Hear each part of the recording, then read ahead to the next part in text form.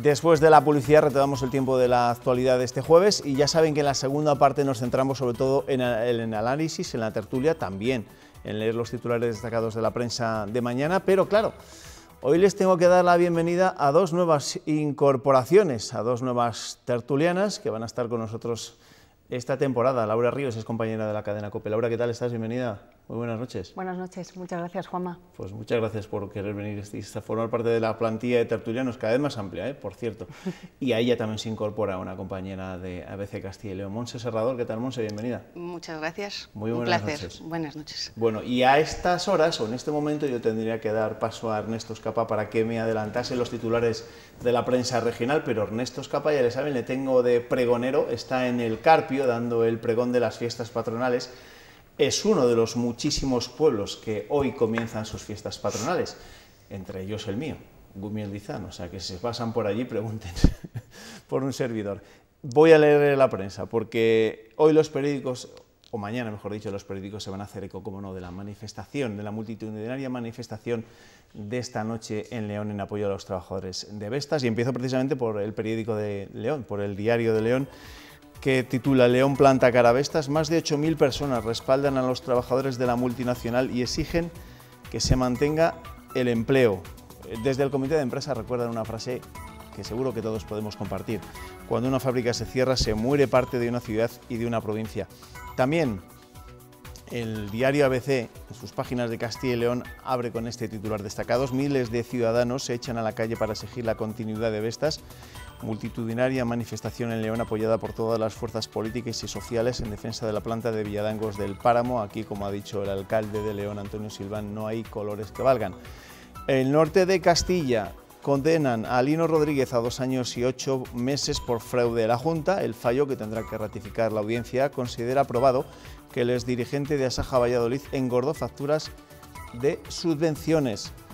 En cuanto al diario de Burgos, sigue el eco de la explosión de ayer, de ese susto que se dieron los vecinos de la barriada Inmaculada y que por fortuna terminó con heridos pero de carácter leve.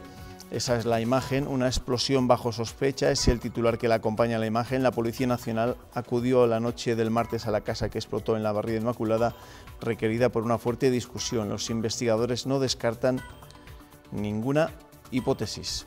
Por cierto que hay un testimonio de una de las heridas en la explosión, la joven que estuvo durante 1 hora debajo de un colchón. Los bomberos me calmaron, pero no sé cómo estoy viva. La verdad es que es un auténtico milagro. Los compañeros del Día de Valladolid, en su edición de este fin de semana, nos adelantan lo que puede ser una noticia que va a generar cierta controversia a partir del próximo lunes, que hay pleno en el Ayuntamiento de Valladolid y el día se adelanta. Los socios de Puente, de Óscar Puente, el alcalde pucelano, reabren el debate sobre la laicidad de la feria y fiestas. Una moción al pleno de lunes, un día después de acabar los festejos, retoma la idea de desvincularlas del santoral. Diario de Ávila, por su parte, señala que la Junta califica de insostenible que la provincia sufra al día 6 ataques de lobos. También tiene que ver con otra especie, en este caso, un titular del Día de Segovia: la cabra montés amenaza ya la vertiente segoviana de la sierra, y recuerdan los compañeros del Día de Segovia que los ganaderos alertan del paso de esta especie desde Madrid, donde la superpoblación lleva años causando problemas y contagios. Terminamos con el diario palentino y también con una noticia que la podemos englobar en la crónica de sucesos. Detenidos por estafar en la venta de jamones por internet. 3 personas, 2 de ellas vecinas de Palencia, fueron detenidas por la presunta comisión de delitos de usurpación de identidad y de estafas cometidas en Valladolid, Granada y Cáceres por la venta de jamones por internet. Vamos a comenzar la tertulia y es lógico que hoy tengamos que empezar, como hemos hecho también otros días a lo largo de esta semana, con la crisis en Vestas, con el cierre de la empresa de Villadangos del Páramo y con los 2.000 o las 2.000 personas que se van a quedar en la calle, los 500 empleos directos más los indirectos que van a perder su puesto de trabajo, con el duro golpe que esto supone para esta provincia. Hoy ha habido esa multitudinaria manifestación y la pregunta que yo estoy trasladando esta semana a los tertulianos es ¿qué se puede hacer? Claro, quizá es una respuesta, o no vamos a encontrar jamás esa respuesta, pero habría que ser más vigilantes por parte de las administraciones para que estas empresas que reciben cuantiosas ayudas no nos dejen al final como nos dejan tirados.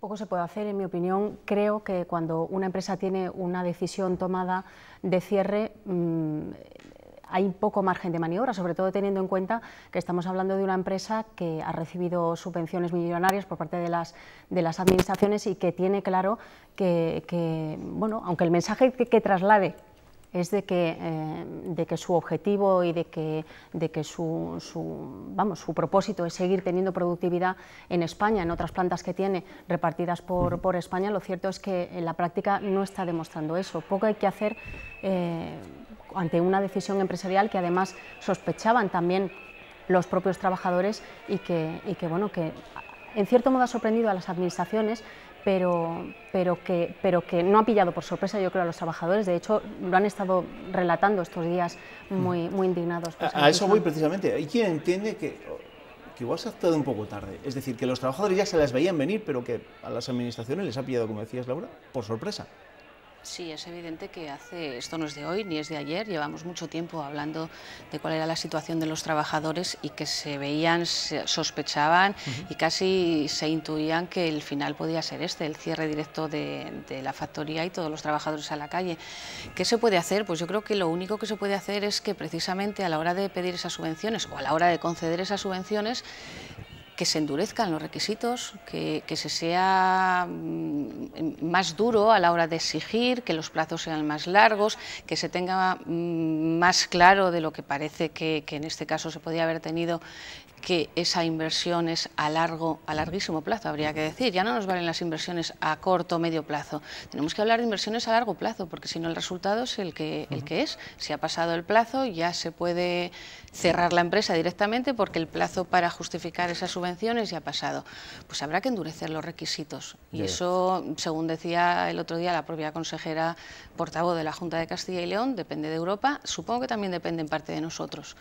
Quiero decir de España, porque estamos hablando de fondos de cofinanciación, fondos europeos, pero también hay fondos nacionales y en muchos casos también autonómicos. Por lo tanto, endurezcamos los requisitos. Esto no puede suceder, que una empresa que recibe una cuantiosa cantidad de dinero, que recibe millones de euros, pasado cierto tiempo, decide cerrar porque le es más barato producir en otro sitio y contra eso sí que no nos podemos oponer. Porque al final... verdad que estamos prácticamente dada por cerrada la empresa. Mañana hay una reunión que puede resultar decisiva entre la dirección de Vestas y el comité de empresa, pero es cierto también que en la reunión que mantuvo el pasado lunes la dirección con la ministra de Transición Ecológica parece que el gobierno ya se daba por vencido, ¿no? Y que a cambio de que aumentase su inversión en otras plantas que tiene nuestro país, daba por amortizada, entre comillas, la planta leonesa. ¿Creéis que mañana puede cambiar la situación? Creo que no. Creo que Vestas tiene claro que el cierre ya está echado, la planta ya está totalmente paralizada y de hecho lo que va a plantear mañana, en mi opinión, es unas recolocaciones que en el fondo son una especie de trampa, porque está planteando recolocaciones en otras empresas de Vestas y algunas de ellas tienen planteados incluso el despido de 500 eventuales en el mes de noviembre.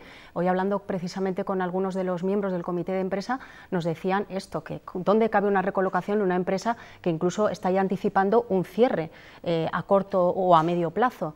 Y luego, en cuanto a recolocaciones, que se ha hablado también en algún medio de comunicación, recolocaciones en otras empresas diferentes a Vestas, eso no tiene tampoco mucho sentido, ¿no? Yo pienso que los trabajadores lo que quieren es continuar con esa actividad en León, mantenerlo y sobre todo porque es un motor en una comarca que se ha visto muy afectada por el cierre de otras industrias. Sobre el papel de las administraciones, es verdad que ahora todas van unidas a partir de un piñón, pero también es cierto que hace unos días escuchábamos al secretario general del PSOE, Luis Tudanca, cargar contra la ministra, contra Teresa Rivera, contra la ministra de Transición Ecológica, porque entendía que no había querido defender lo suficiente esta planta de Vestas en León.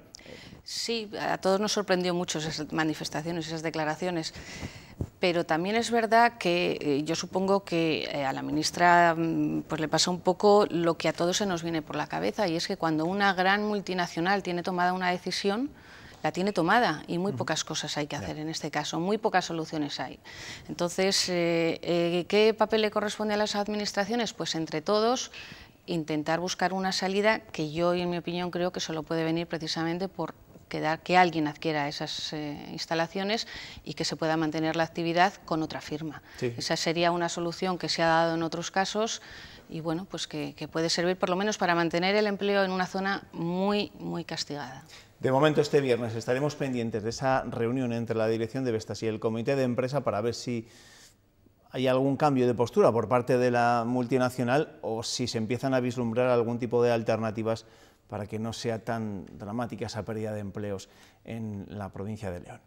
Hablamos ya de política, que este curso viene bastante entretenida. Este jueves han sucedido las reacciones a la comparecencia del consejero de Fomento en las Cortes por el caso Enredadera. Izquierda Unida anuncia que se personarán como acusación popular en el proceso judicial del caso. Por su parte, tanto el secretario general del PSOE como líder de Podemos en la comunidad siguen reclamando la dimisión del consejero o que el presidente de la Junta le cese. Esta personación, como acusación popular, tiene el objetivo de contribuir, de colaborar con todas nuestras fuerzas en este proceso judicial. Es un proceso judicial que afecta de una manera absolutamente determinante a Castilla y León, aunque afecta también a varias comunidades más, pero Castilla y León sin duda es el epicentro de esta trama. No es un problema jurídico solo, que ya me gustaría que él como juez entendiera mejor, es un problema ético. Y desde luego el consejero hoy ya no debería estar en su puesto, debería haber dimitido o haber sido cesado por el señor Herrera o por el señor Mañueco, si tiene a bien alguna vez aparecer. Yo preguntaré al señor Herrera en el próximo pleno si piensa cesar a Suárez Quiñones. Entendemos que es injustificable que el señor Quiñones no haya dimitido y las explicaciones peregrinas que dio ayer el consejero son inadmisibles. Bueno, tenéis claro que en el primer pleno de este periodo de sesiones, el próximo martes, el caso Enredadera va a marcar un poco el arranque del curso político en Castilla y León, ¿no? En el primer pleno y en el segundo y en el tercero. Yo creo que de aquí a las próximas elecciones municipales y autonómicas seguro, porque bueno, pues estamos ya metidos de lleno en este tinglado electoral y eso es un filón sobre todo para la oposición. Es así de claro y desde luego tontos serían si no lo utilizasen, no nos vamos a engañar, las cosas son como son. Yeah. Entonces en política vale casi todo y lo están utilizando. Bueno, pues a partir de ahí tendremos un pleno, tendremos el segundo pleno y tendremos muchos plenos donde este será el argumento fundamental, porque bueno, ayer es verdad que hubo una comisión, pero nadie se quedó satisfecho con lo que escuchó allí. Laura. Pienso que esto es el anticipo de lo que ya hemos vivido en anteriores sesiones parlamentarias. La corrupción ha sido la seña de identidad de la oposición y ahora se han agarrado precisamente al caso de Enredadera, que ha venido en el momento oportuno. Ha aterrizado de una manera importante y bueno, pues está generando no solo que se está judicializando, digamos, la vida política en exceso. Ya hemos visto que Izquierda Unida ha acudido como acusación particular en este caso y el resto de grupos se lo está planteando, pero yo creo que el guión estaba escrito previamente, con independencia de lo que dijera el consejero de Fomento. La verdad es que nos espera un último trimestre del año bastante intenso, porque al caso Enredadera se sucederán también las conclusiones de una de las comisiones de investigación, en este caso la del Hospital de Burgos, de la de las eólicas nada se sabe porque está inmersa en un proceso judicial y desde hace ya unos cuantos meses que no se reúne, y también estaremos pendientes de las conclusiones de la comisión de investigación de las cajas, de la desaparición de las cajas en nuestra comunidad, o sea que no vamos a aburrir en los próximos meses. Va a ser muy entretenido de aquí a mayo, de otras cosas, porque además el panorama político, el arco parlamentario es el que no ha sido nunca, estamos en una situación distinta que no conocíamos hasta ahora y porque políticamente pues también hay muchas aspiraciones y hay mucho por aguantar también. Y tenemos un Partido Socialista también que está muy rearmado con ese apoyo que tiene con el Gobierno central. Yo pienso que Luis Tudanca se siente muy apoyado, muy respaldado y muy protegido en ese sentido. Por su parte, que no lo habíamos escuchado, Ciudadanos se da por satisfecho con las explicaciones que ayer dio en sede parlamentaria el consejero de Fomento, preguntará sobre el asunto en el primer pleno de las Cortes, el de la semana que viene, pero no habrá por su parte ninguna exigencia más a la Junta, puesto que, dicen, no hay ningún cargo público imputado. Lo que sí ha criticado hoy Ciudadanos es que el Ejecutivo de Herrera esté pensando en prorrogar los presupuestos. Están muy cómodos en la no presentación de presupuestos en Castilla y León, son unos irresponsables y han dicho que prefieren prorrogar esos presupuestos que enfrentarse a una negociación con Ciudadanos. ¿Dais por hecho que se van a prorrogar los presupuestos tal y como están las cosas y sabiendo que estamos en el año en que estamos, en pre-campaña que va a empezar pasado mañana si no ha empezado ya de hecho, y que igual Ciudadanos se le iba a poner un poco más duro al Partido Popular para aprobarle esos presupuestos? Pues precisamente por eso, porque, bueno, ¿para qué hay que desgastarse? No hay necesidad. No hay necesidad a unos meses casi vistas de unas elecciones autonómicas y municipales, donde, repito, nos jugamos mucho, pues todo lo que sea desgaste es mejor dejarlo estar y luego ya veremos qué es lo que sucede. Yo creo que se prorrogarán. De hecho, se le veía hasta con una sonrisa en la cara al propio Luis Fuentes. Sí, porque, hombre, es un marrón para él, ¿no? ¿Qué hago? Ahora, ¿cómo me posiciono? Nos jugamos muchos votos, en todos los sitios además, ¿no? Pero especialmente Ciudadanos y el Partido Popular se juegan muchos votos, por supuesto, Podemos, PSOE, todos se juegan mucho, y aquí cualquier movimiento no adecuado pues puede ser un susto para más de uno y más de dos, y puede romper muchas aspiraciones. Otros presupuestos, los del Estado, han comenzado a negociarlos esta tarde el presidente del Gobierno y el secretario general de Podemos. Al término de la reunión, Pablo Iglesias aseguraba que han avanzado mucho en esas negociaciones y que espera que en las próximas semanas puedan cerrar un acuerdo. Sintonía en las formas y también en el fondo. Pedro Sánchez y Pablo Iglesias han acordado revertir en septiembre los recortes en materia educativa, bajando ratio de alumnos por aula, bajando tasas y aumentando becas, y con medidas para asegurar libros gratuitos a los más vulnerables. También han acordado eliminar el voto rogado. Y vamos a darnos prisa para trabajar en una proposición de ley que haga que en las próximas elecciones autonómicas, europeas y municipales los españoles residentes en el extranjero, los exiliados económicos, tengan todas las facilidades del mundo. Ambos han pactado rebajar impuestos a los autónomos y a las economías más humildes a través de la bajada del IVA en productos de primera necesidad. Sintonía también para que las pensiones se revaloricen con el IPC, aunque lo tiene que aceptar la semana que viene el Pacto de Toledo. Se creará un Museo Estatal de la Memoria y se pondrá freno a la escalada de los precios del alquiler. En las próximas semanas las mesas de negociación cerrarán los flecos de estas medidas y el Gobierno estudiará otras, como la eliminación del copago farmacéutico o el reconocimiento del Estado palestino. Espero que las 5 mesas de diálogo y negociación que ya tenemos constituidas avancen y que en el mes de octubre podamos anunciar un acuerdo global sobre los presupuestos generales del Estado. Porque Pedro Sánchez prevé enviar su plan presupuestario a Bruselas antes del 15 de octubre para presentar los presupuestos en noviembre. ¿Y vosotras veis posible que haya presupuestos para 2019? ¿Que encontrará los números y los apoyos suficientes Pedro Sánchez para sacarlos adelante? Lo tiene muy complicado, está en clara minoría y además con unos apoyos muy condicionados a las decisiones que tome los próximos meses.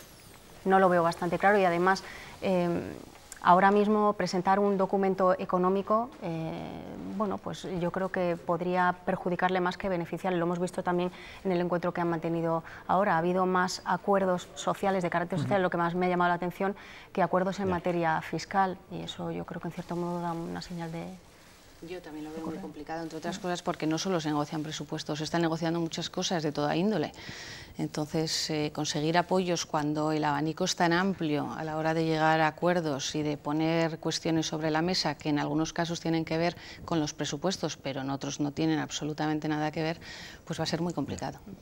No era Cataluña la razón de ser de esa reunión de Pedro Sánchez y Pablo Iglesias, pero la situación que se vive en esa comunidad autónoma genera crispación en el conjunto del país. Y un ejemplo de ello es el bulo extendido en las redes sociales y que afecta de lleno a la Feria Gastronómica de Valladolid. Se están fotos de los camareros de la caseta de la Casa de Cataluña vestidos con unas camisetas que algunas personas identifican con los defensores del independentismo catalán. Esas publicaciones piden el boicot a esa caseta y que la gente no consuma en ella. A la responsable de la caseta o la responsable niega el significado político de la ropa y asegura que llevan 5 años con esa misma indumentaria de trabajo. Que no es amarillo, es un verde fosforito raro. Me parece absurdo que se demonice un color fuera de donde tiene que estar. Yo no veo ningún lazo ni ninguna cruz. Esto es apolítico total. Aquí se viene a comer, a beber y a reírse. Y se acabó. La política es para quien come de ella. La verdad es que se nos está yendo mucho la pinza y es verdad que también los medios de comunicación nos hacemos eco de determinados bulos de las redes sociales que son un auténtico peligro. En primer lugar, las camisetas no son amarillas.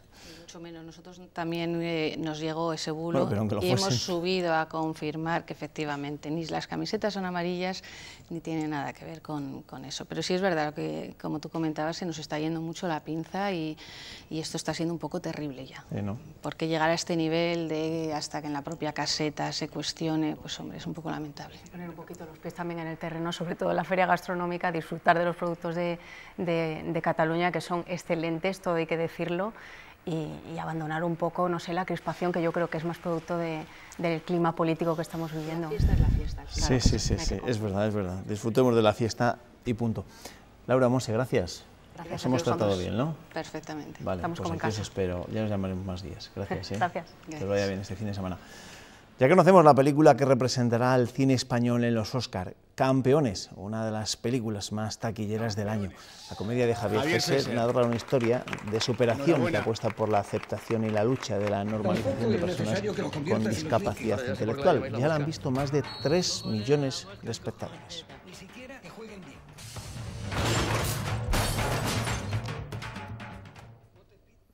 Si el gobierno de Pedro Sánchez cuenta con un astronauta en las noticias de la medianoche, no queremos ser menos. Así que esta temporada conectaremos cada jueves con la Estación Espacial Interprovincial Estrella Mudéjar, donde está el mayor Abutardigan. ¿Me recibe usted, mayor Abutardigan? Qué hermosa está la noche y qué fría la estación. Se ven tantas estrellas como en Castilla y León. Buenas noches, mayor Abutardigan. Buenas son, aunque aquí arriba hace bastante frío, la verdad. ¿Qué pasa, que no tiene buena calefacción la estación espacial o qué? Al ser de Castilla y León me han instalado unas torres eólicas y resulta que aquí no hay viento, así que ando escaso de electricidad y paso mucho frío. ¿A quién se le ocurre poner torres eólicas en el vacío del espacio? También tengo una estufa de carbón, pero no me la dejan encender. Tenemos muy mala suerte con las autoridades energéticas en nuestra comunidad, ¿sabe usted? Eso ha dicho esta semana Luis Tudanca.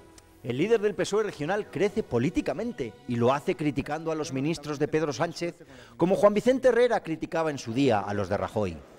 Es que no se recuerda al ministro de Energía que no haya sido nefasto para Castilla y León. Ni Soria, ni Álvaro Nadal, ni ahora Teresa Rivera se han mostrado sensibles al desamparo de las cuencas mineras, ni a la convulsión que ha supuesto el anuncio del cierre de la fábrica de generadores eólicos de Vestas en Villadangos del Páramo.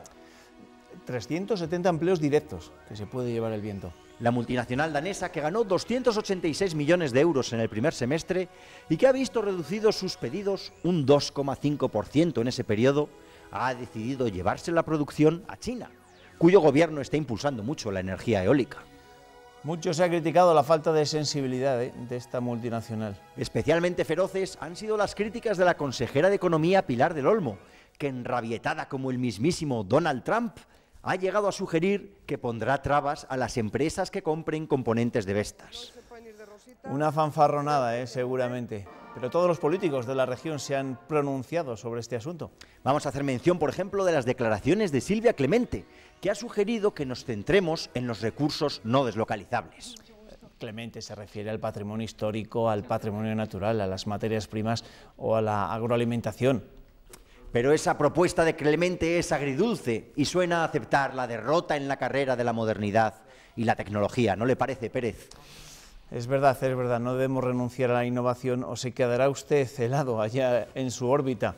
Por suerte, siempre podremos calentarnos el corazón con alguna buena noticia. Esta semana me ha gustado mucho, por ejemplo, la historia de ese paisano nuestro, el pequeño Luca, de 4 años, de un pueblo del Bierzo, que llamó al teléfono 112. Su madre, enferma crónica, estaba atendida en el suelo y el niño da todos los datos necesarios para que los servicios de emergencia acudiesen a socorrerla. El jovencito incluso se hizo cargo de su hermana de 1 mes, que estaba llorando, para asombro de los trabajadores del 112 que acabaron felicitando a la familia. Podemos ser optimistas sobre el futuro de Castilla y León gracias a niños como el joven Luca Pérez.